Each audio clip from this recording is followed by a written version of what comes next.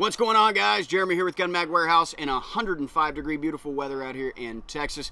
And I want to talk about something just really quick about factory magazines and aftermarket magazines. I've been getting a lot of questions about when and why they should use one or the other, because obviously there's a pretty drastic price difference in between both. So let's get right into it. Now, I'm sure most of you already know this stuff and probably have known it for longer than I've been alive, but we've added millions of new gun owners this year, and ultimately the internet in this 2A community is not always so inviting to people who don't know very well, somewhat hostile. So I want to make sure that they have their questions answered. Now, to you who are new gun owners, if you're out there and you're watching this, just want to let you know, don't let the internet side of things bother you, because in person, this community is incredibly inviting, incredibly welcoming to people who have a hunger to learn and who want to support the Second Amendment.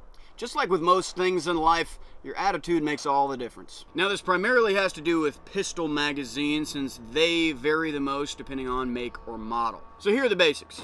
Factory magazines are made by the people that manufacture the firearms themselves. Generally speaking, they'll have the strictest manufacturing specifications that they can offer, and therefore should have the best performance. Best performance comes with a higher price tag. That's the nature of the beast. If you're getting factory mags, they're more than likely going to cost you more than the aftermarket alternative.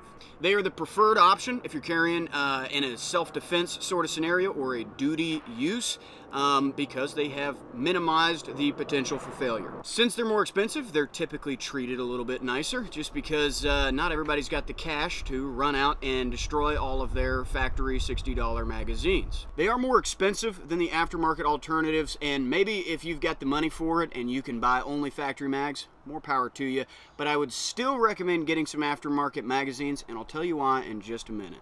Aftermarket magazines are made by someone other than the manufacturer and have to mimic the geometry of the factory magazines. Their tolerances are typically wider than factory magazines, and therefore have more potential for a malfunction. Now, when I say wider, I'm talking about extremely small measurement differences. You're more than likely not going to be able to see that with the naked eye. Maybe you will, since you're an expert, but for the most part, most people will not be able to tell. So these extremely small changes end up creating potentially drastic changes in the performance of the magazine itself. So you should expect your aftermarket magazines to be less expensive and have more potential for a malfunction in your handgun. Now, that doesn't mean that your aftermarket magazines will cause a malfunction or that your factory mags never will. Both are absolutely possible. It's totally possible to get an aftermarket magazine that never has any issues for you for your entire life and have a factory magazine that absolutely shits the bed. Some people buy an aftermarket Glock magazine and have nothing but problems with it, and then other people buy the exact same magazine and never have any issues whatsoever. Because of that, it can be kind of tough to know exactly what's the best option out there. So at the very least, I'd recommend an aftermarket magazine that has some sort of warranty. A lot of them have lifetime warranties, but some sort of warranty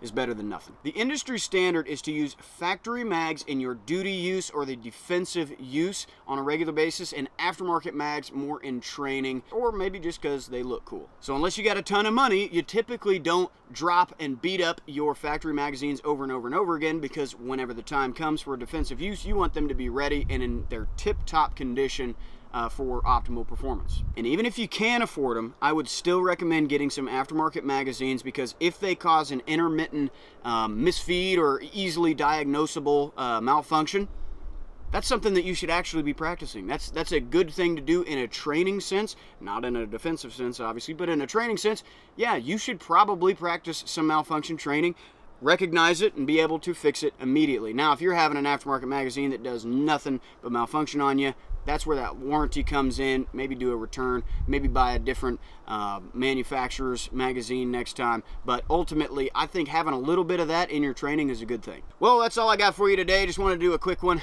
If you liked what you saw, go ahead and go ahead and subscribe. If you have any questions, or if you want me to cover something else, go ahead and leave a comment down there at the bottom. As always, guys, thanks for watching. Thanks for shopping with GunMagWarehouse. Stay free out there.